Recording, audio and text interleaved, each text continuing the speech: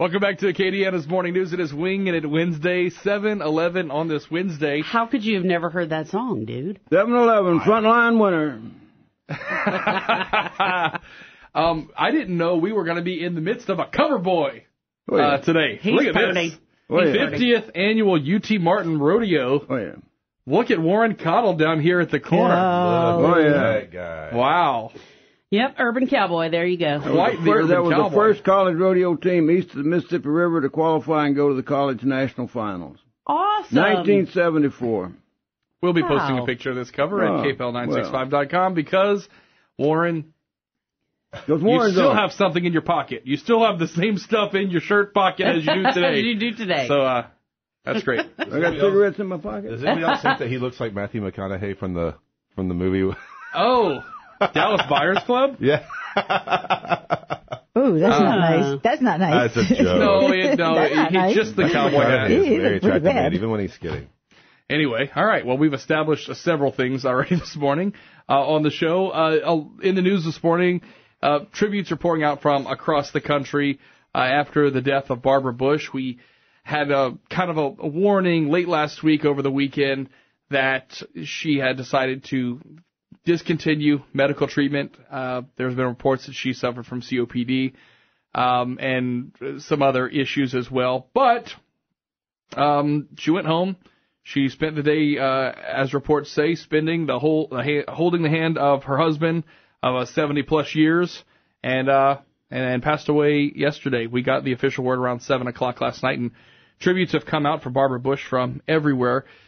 Carol, we were talking earlier about, just how she lived the role of First Lady. You would have almost thought she grew up, was born, raised, lived her adult life in politics because she did it with grace. She rubbed some people the wrong way. She was brash, but she was also really comforting as well.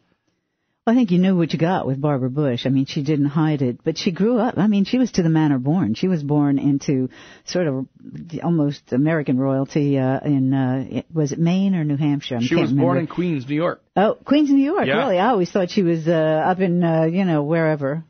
Lived up in New England. You'd think with the accent. I think she spent enough time in Maine. Queens way back then was kind of hoity-toity, too, depending on where you were in Queens in that particular district. But anyway, she did. She gave that impression, and of course the president was, of New England royalty. But my cousin was in the Secret Service and was one of the agents guarding the Bushes when he was vice president. So he got to see them up close. He always had very, very nice words to say about all of them. Now, the kids he didn't say too much about because they were, at that age. They were kind of rowdy. They were kids. They were fun. He never said too much about them, but he said the vice president and the second lady, as they called her, were really special people. Always very kind.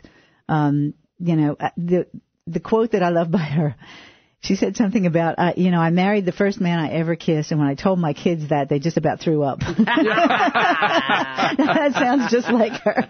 Anyway, I think she gets high marks all the way around. And remember, they traveled the world. He was ambassador to China for a while. They lived in China for a while, and he was in the CIA. And he had quite a resume, and she just followed him. And then when he went into the oil business, she was right there with him. So I give her kudos for that. She was quite the lady. Warren, Carol mentioned the Secret Service yesterday. Very rarely, I don't remember with any other passing of a president or anyone that the Secret Service put out their own statement, but they did about her yesterday. Just talking about how warmly they were always received. They were welcomed into the family, and it's something we've even talked here about with his son, George W. Bush and Laura. They're Secret Service agents. They live in 3 houses on a cul-de-sac, and go to family functions and everything. It's all part of it. Yeah. I think it says a lot about the person. I read a book about the Secret Service, whatever, and they were talking about how there were times when she actually baked cookies and took it to them outside when it was cold, and coffee and such stuff as that. But, she was a direct descendant of President Franklin Pierce.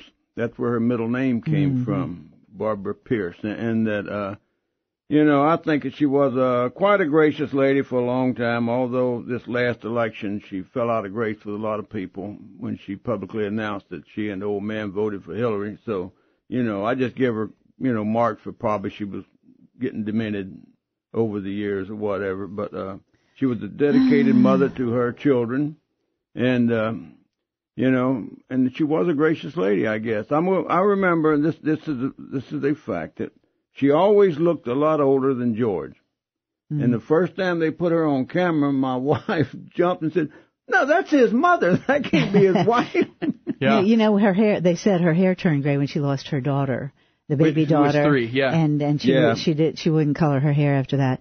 But Warren, you have to maybe kind of give her a little slack because she's very protective of her children, and the way Trump went after Jeb. I give her slack on that, but I think that's why on the other hand, it's kind of a rough and tumble sport, That's politics. Yep. Stafford, your thoughts? So I was just reading a story about her. Apparently, on her and her husband's ranch, they got invaded by pigs, and she ran out of ammo, so she stood on top of her car and beat them like a baseball bat with a shotgun. So she's cut from a different cloth and was certainly somebody to look up to. And, they said that after she refused medical treatment, she laid there with her husband and drank bourbon. And when you sit back and you think about trying to live in the moment and trying to live a quality life, she's a shining example of how to do it. So my heart goes out to their family. If I had to guess, I think every single person in that family is sad because they miss her, but knows that she lived a life that they hope to do themselves one day. Yeah, I do think it is interesting that she met someone, when she was 16, and everything she ever said publicly, we talked about this morning. She said, "I really don't think the spouses of elected officials should ever be heard. We're not the person that voters voted for." But as soon as the door closes, it's fair game, and I think that is really how she lived her life. We have the obituary and several of the statements released on our website, kpel965.com. I think it was really interesting. I was checking out some of her quotes, and she gave a commencement address at Wellesley College in 1990. She told the graduating class, this is kind of prophetic, "At the end of your life, you will never regret not having passed one more test, not winning one more verdict, or not closing one more deal. You will regret time not spent with a husband, a friend, a child, or a parent." Wow. Yeah, Warren. One more thing is after the 2000 election, it was pointed out that no, it wasn't 2000, 92 election. 92, yeah. Is that she walked in the room. This was like about 3 or 4 months later when George is in there and George W. and all of them in there, and they were moping around and cussing and carrying on. And she went in and she said, "Look, damn it, you lost. Get over it. Get on with your life." And I said, that to me was a class act. Yeah. It sure is. We're going to talk about some local issues, especially the state budget, which is still being rehashed. The latest rewrite to be publicized will go to a vote tomorrow. That proposed budget fully funds TOPS, yet serves up a pretty hefty blow to health care in our state. We'll talk about that with the We'll talk about that with the Wingin' It Wednesday panelists. Rob's got jet lag.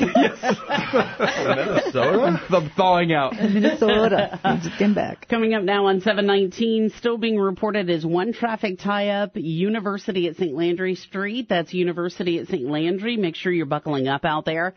Our traffic brought to you by Ameriprise Financial. Call Curtis Hunter Roy II. He'll help you develop a customized plan for your retirement, 216-9330. Or you can just stop by at 3909 Ambassador Caffrey. 22 now at Newstalk 96.5 KPEL. It's Wingin' It Wednesday, driven by Service Chevrolet Cadillac, and it is Wash It Up Wednesday. Maybe if you didn't go through the car wash yet after that rain we had come through last weekend, today's the day. Go over and see him at 1212 Ambassador Caffrey, 1214 Ambassador Caffrey, right there on the lot of Service Chevrolet Cadillac. So we have another proposed budget.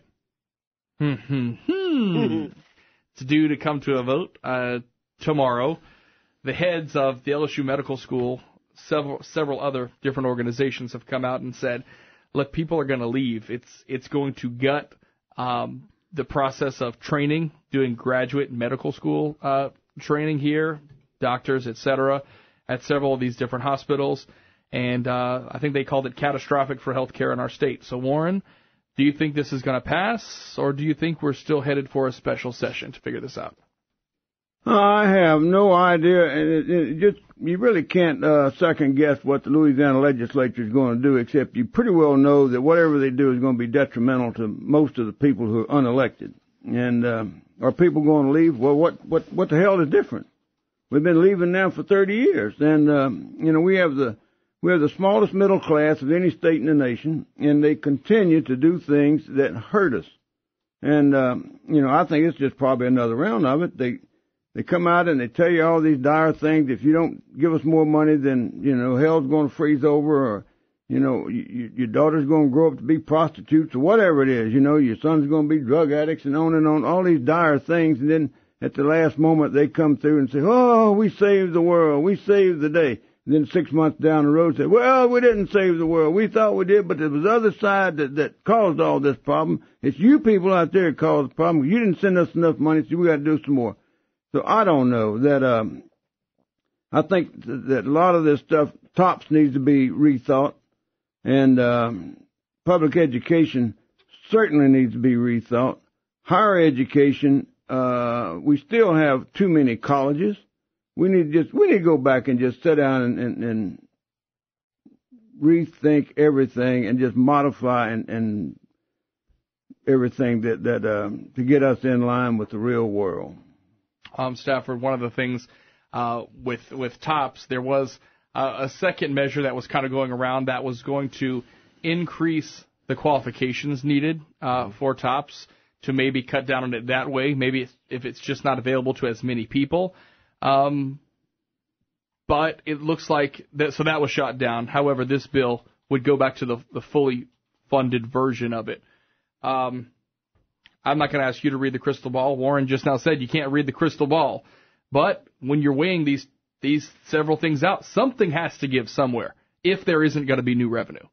Right. Yeah. So that's a very important caveat, right? So there's three parts: eliminating public-private partnerships in the healthcare system, which for our community would be shutting down UMC or eliminating LGMC from the assistance of running UMC, which I don't think the state has anything in place prepared to keep it open, right? So that means that, the beds there are going to go to LGMC and the other hospitals around to be filled, right? Which is bad for our community, in my opinion. The second part of that is fully funding TOPS, which I think is a good program.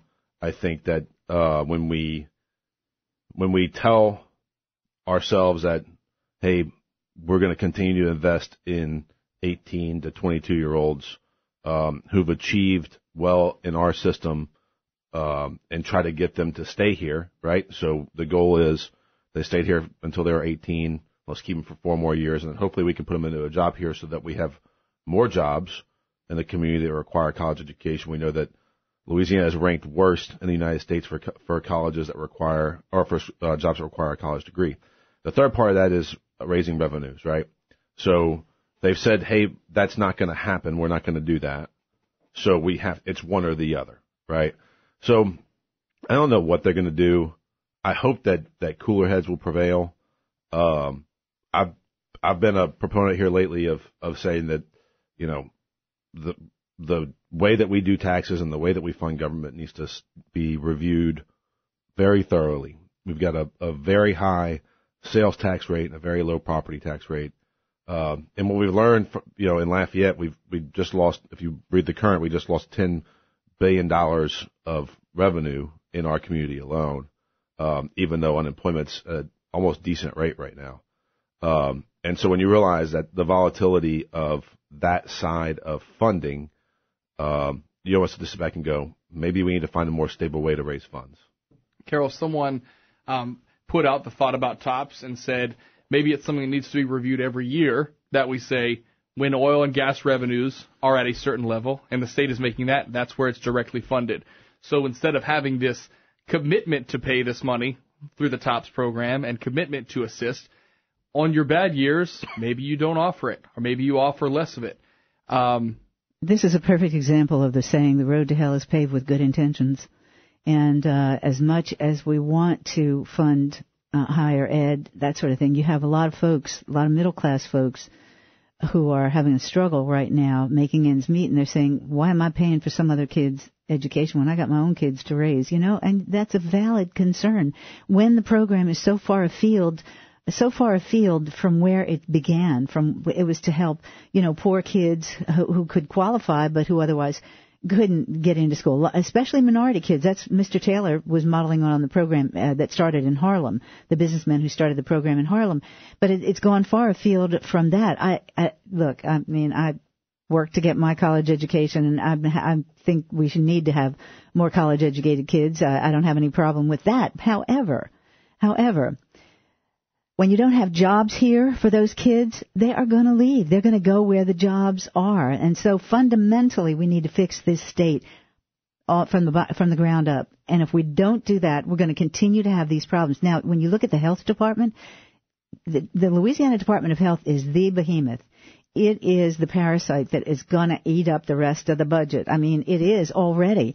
I've seen presentations by multiple legislators on a bunch of different sides of the aisle, and they're looking at it very hard. And when you look at the amount of money we're spending with the Medicaid expansion and all that, and trying to put a good spin on it, as I heard Rebecca Gee did, it really shows how far afield from reality they are. We have a serious problem in this state with the total budgeting process.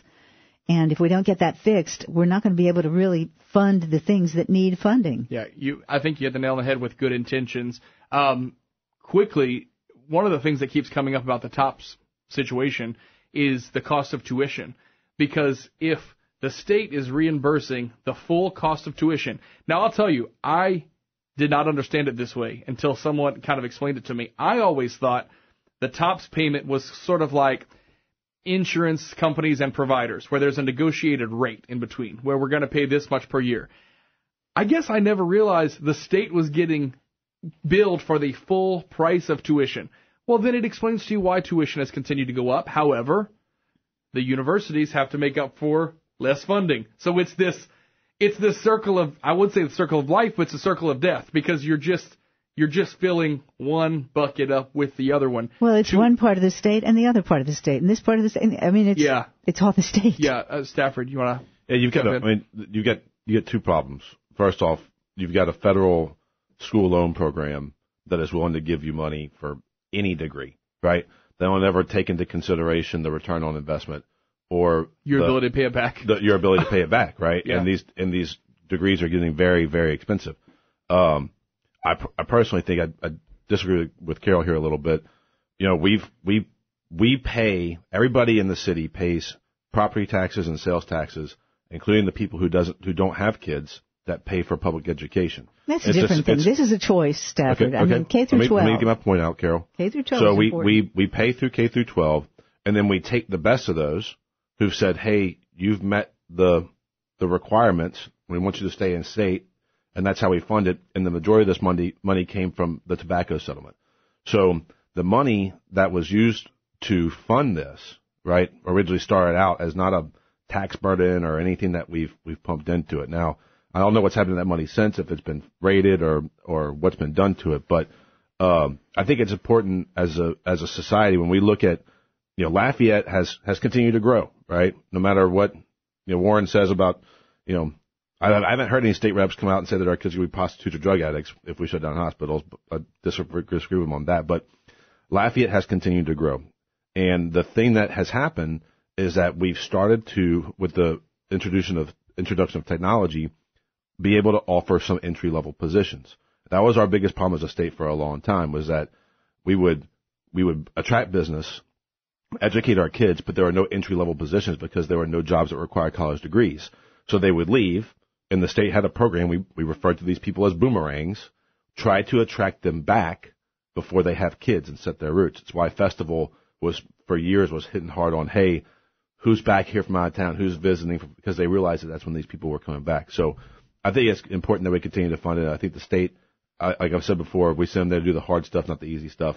Do their job. Warren, wrap this one up for us, and we're going to continue our conversation with education. Yeah, my point was it wasn't about legislators saying that, but there was somebody from England talking about when Oral Roberts locked himself in the tower at his university and said God was going to call him home if he didn't get $4 million. And this woman says, well, at least he's honest. He said something bad is going to happen to me. He said all those other TV preachers tell you if you don't give me your money, your daughters are going to be prostitutes and drug addicts. Your sons are going to be thieves and all this, that, and we other. just have to close down. That's kind of whack, and that's what our legislature does all the time. You know, they tell us that the world's going to come to an end and we're going to hell unless you give us more money. We can give them more money when the economy improves. So you remember all the scandals about the Tulane scholarships that legislators could give to whoever. My husband had one of those, didn't even know it when he was elected. His constituent came and asked him to help a young man. He did it. When that was up, he put together a search committee. He particularly wanted a minority student to be able to give this scholarship to.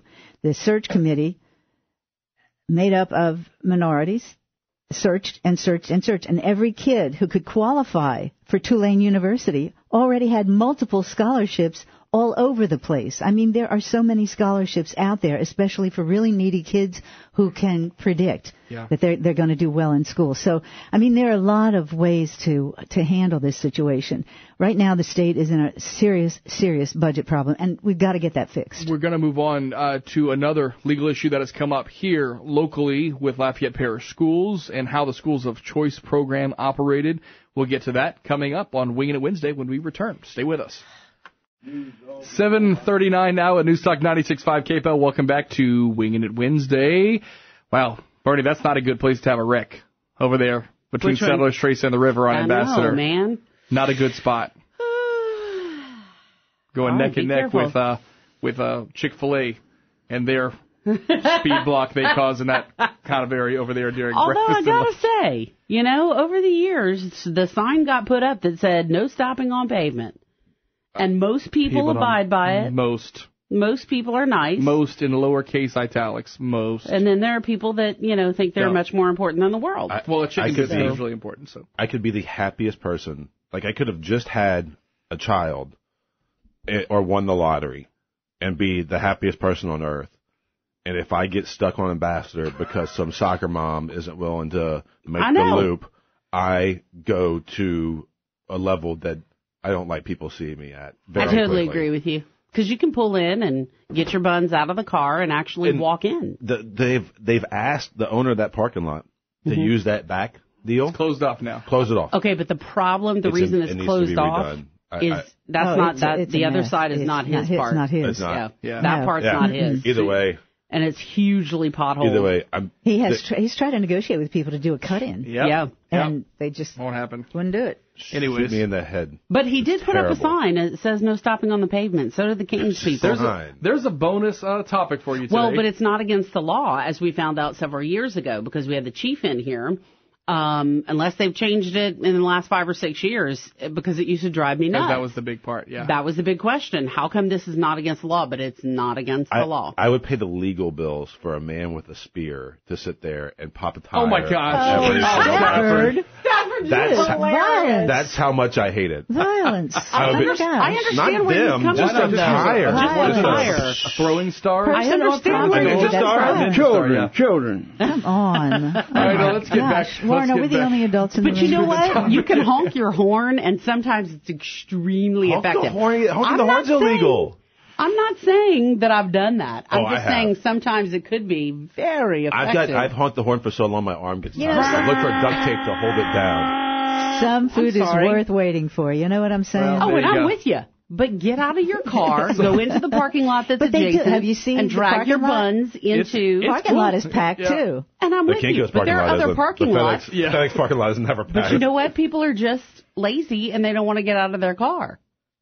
Your other places to park? Let's get this train back on the track. Yeah, let's get it on the track. In the name of dill, marinade, and pickles on chicken sandwiches. Just after the Lafayette Parish School Board wrapped up its ongoing years-long battle with Dr. Pat Cooper and announcing... Except it's not wrapped up. But it's not totally wrapped up yet, but they came out and said, here's the settlement we're going to offer you.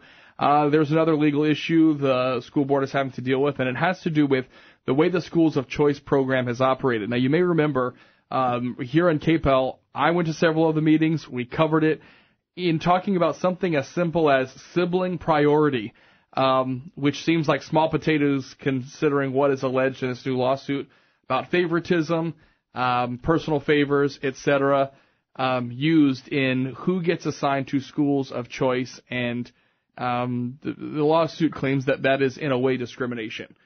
Stafford, we'll start with you on this one. You have kids. I don't believe they go to schools of choice, but we know that it's there. So I read last night, Eric Knesick's response to the lawsuit.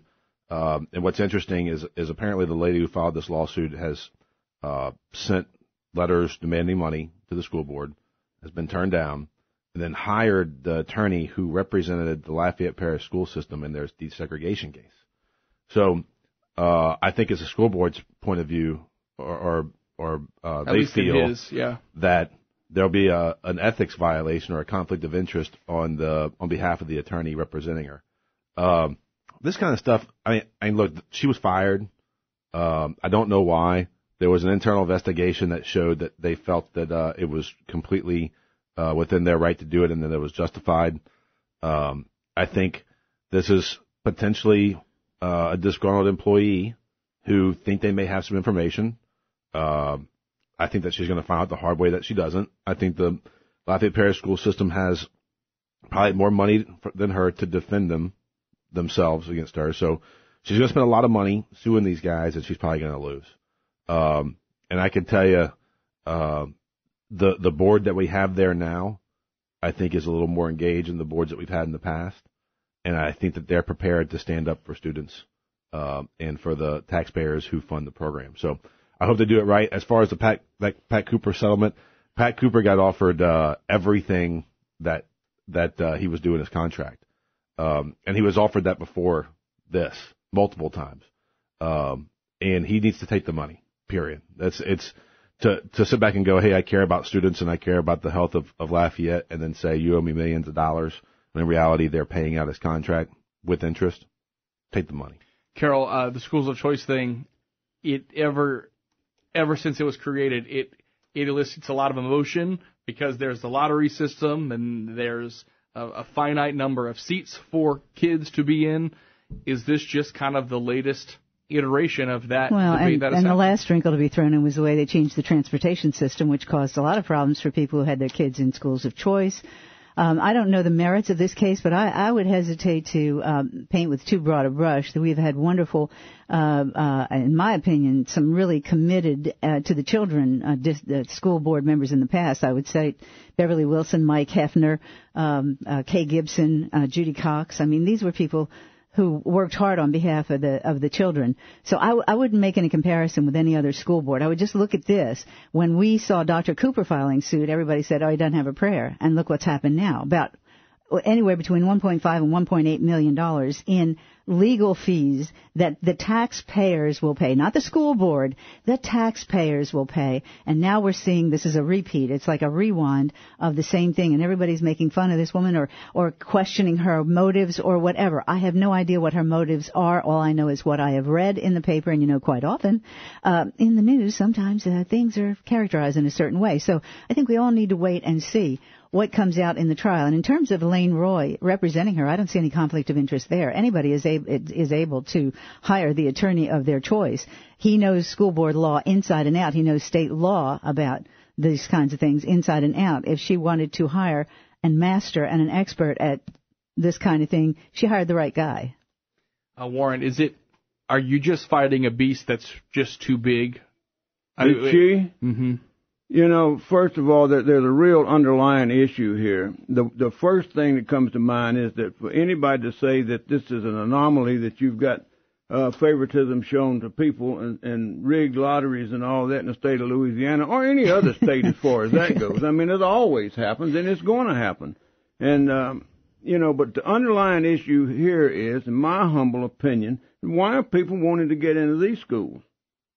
When there's a waiting list and you can't get in, so it creates a lottery. Is that telling you that these schools are better than the other schools?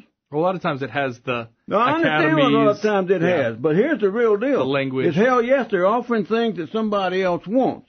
So why don't we just create more of these schools, and you let these failing schools, let them fail. That's a horrible thing to say. But they talk about having the children first. I haven't seen a damn school system yet that had the children first. You look at them, and they got so many guidelines they got to go by, and behind those guidelines is money. And that you look at the universities, they control what school systems have to do and can't do and should do and all of that. And the whole system needs to just be rethought and replanned. And James Eason, former superintendent here, totally agreed with me on that. Stafford? I think it's important to note that that the school board has taken schools that are in bad shape and turned them into completely schools of choice schools. So that's happened. And the reason that people want to get into these programs is because there's a Mandarin school now, there's a French school, there's STEM Academy, which is a program that starts freshman year and goes throughout high school. You can't just jump into it. There's charter schools now. So we've never had more choice than we have right now in the public education system. So all the things that you just voiced are actually happening. Yeah, but do we have enough? Apparently we don't. Carol, wrap this one up for us. The schools of choice and all these sort of things came about because we were getting out from under a school desegregation suit. That's how these came about. Now, you want to take it one step farther, go to a completely voucher program. That's the way you get real schools of choice, a complete voucher program. All right, 7:48 now, News Talk 96.5. KPEL will be back to wrap up Winging It Wednesday. One more topic left, and we are going to jump into it next. All right, so we learned last night that CIA Director Mike Pompeo, the one who's also auditioning for American Idol, no, that's Tanya Harding. Yes, so going through the process of Secretary of State confirmation. That's what it is. Actually spent the weekend, Easter weekend, with Kim Jong-un. They believe laying the groundwork for what's going to be this. They had a party hosted by Dennis Rodman. And, no, I'm just kidding. I'm making up. They looked for Easter eggs. Roll back, Kim Jong-un coming. Dyed eggs. Not the kind of dye they normally talk about in North Korea, but anyway. Carol, it came as a surprise, obviously, because it was a top secret meeting, but not so secret that the New York Post didn't find, or New York Times. Was it the Post or the Times? I can't remember. This stuff has to happen, though, because you're not just going to put them into the same room with no absolutely groundwork. Not. This happens every time there's one of these. You always do this. You have the little John the Baptist out there, making straight the way of the big guy coming in, and they have to. I mean, they have to decide on a lot of parameters. It happened with Reagan and Gorbachev, and it's going to be interesting to see the interplay here and how the other allies, our allies, react, because Japan is very nervous about this, as you can imagine, and some of our other allies are very nervous about this. So it's hard to tell how it's going to come out. I'm sure they're going to have to put the little one on a podium or something, because Trump just towers over him. He's not going to like that very much. Or they'll be seated the whole time. They're going to be wary of the optics. With those how they do, Warren. Shots. They're going to be, he's going to be up on a booster seat, exactly. Seriously. Well, poor little dude. Well, this is kind of interesting because and this is the presidential anomaly. We've seen it over and over again. Nixon was a commie baiter. What did he do? Opened up China. Kennedy was loving everybody. What did they do? They bugged everybody through his brother, the Attorney General. So here's the presidential anomaly. Everybody said Trump is going to set the world on fire, and it's going to be bombs and this and that and the other. And who's really making some inroads here? Now, what's going to happen from this? I don't know, but nobody has really gone to this length. I mean, they've done 6-party talks and 3-party talks and this and that and the other. But to really go to this length and really set the world on its ear, as a matter of fact, because I don't think anybody expected Trump to do this. Warren, it's going to be interesting. And as the president might say, we'll see what happens. We'll see what happens. What is the worst case scenario and the best case scenario with this? The best case scenario is that the two Koreas will basically get along with each other, and they will start trading, and they will become friends. South Korea and North Korea have already met and agreed to end the war that has been going on. It's only been a ceasefire. It's never been ended. And that if you want to bring down communism, the best thing to do is introduce capitalism. Mm-hmm. And every time it's been tried, it has been successful. And that countries are going to get along when their people are trading with each other and we get to know each other. It's the same thing that what really brought down the Soviet Union. What really brought down the Soviet Union was not the arms race, it was satellite TV. When they began to see that when they were lied to all the time and said we're all walking around over here and farming with mules and such stuff as that, and when they saw that things were just really different. How different it was. And how some of them were beginning to travel and going back and telling all their friends and such stuff, then the system collapsed. And I think the same thing possibly can happen with this deal. All right, Stafford, weigh in. Hats off to Trump for getting this done. Look, I'm not the biggest Pompeo fan, but I watched his hearing the other day, and I felt that I agree with a lot of what he said. I think that while he may have some beliefs I don't agree with, he was a good leader to his people, and wasn't didn't let his beliefs affect how he treated others. So I think it was brave of him to go over there. The fact that, and I saw the thing about the ending the war, but I saw it was only on Daily Mail. I hadn't seen it anyplace else yet, so I was kind of wary of even bringing it up because of their questionable background. But I hope that's the case. I hope that after 68 years they've ended this war, and I hope that North Korea is willing to denuclearize, and I hope that we can take in the people of North Korea in a way that doesn't absolutely destroy South Korea or destroy the neighboring countries. So I think there's potential for us to do it.